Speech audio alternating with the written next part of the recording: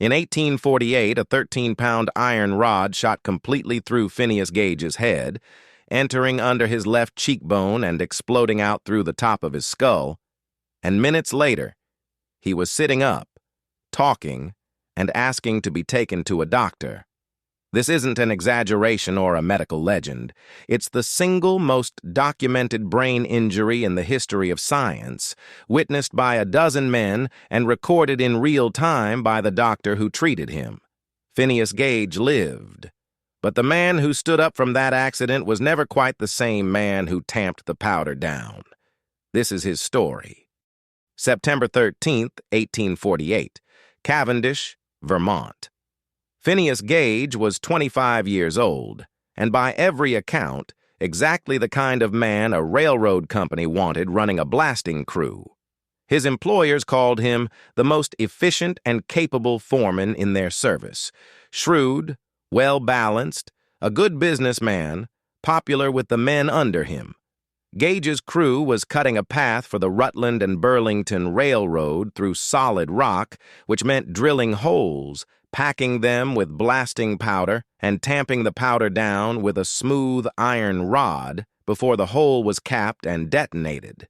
Gage had his own tamping iron, custom forged to his exact specifications, 3 feet 7 inches long, 1 1/4 inches thick, tapered to a point, weighing over 13 pounds. He'd used it hundreds of times. That afternoon, a co-worker distracted him for a moment. Gage turned his head to answer, and began tamping the powder before the sand-cushioning layer had been added on top of it. The iron scraped against the rock. It threw a spark. The charge went off directly into his face. The tamping iron didn't just injure Phineas Gage, it became a projectile.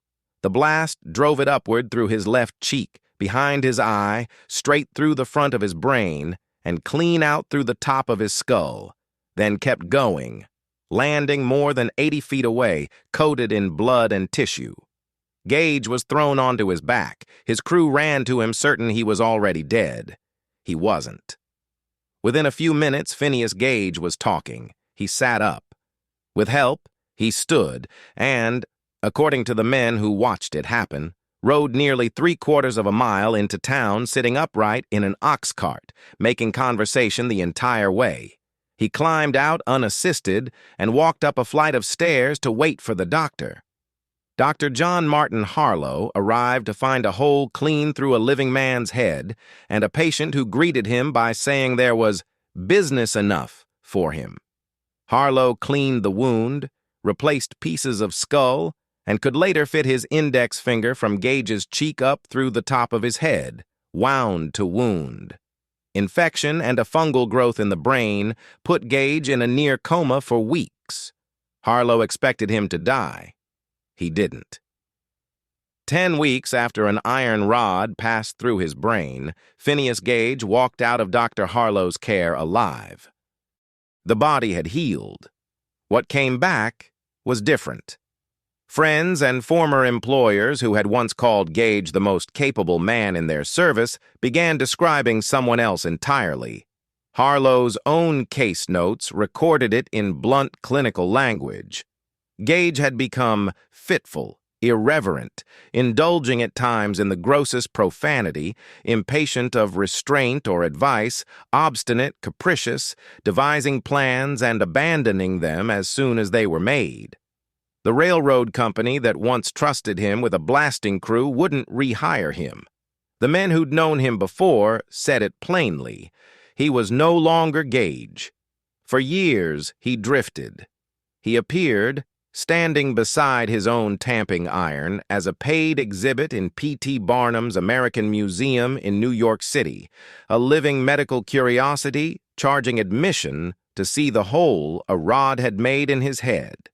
Later, he found steadier, physically demanding work far from Vermont, driving a stagecoach in Chile, a job requiring real discipline and responsibility for roughly 7 years.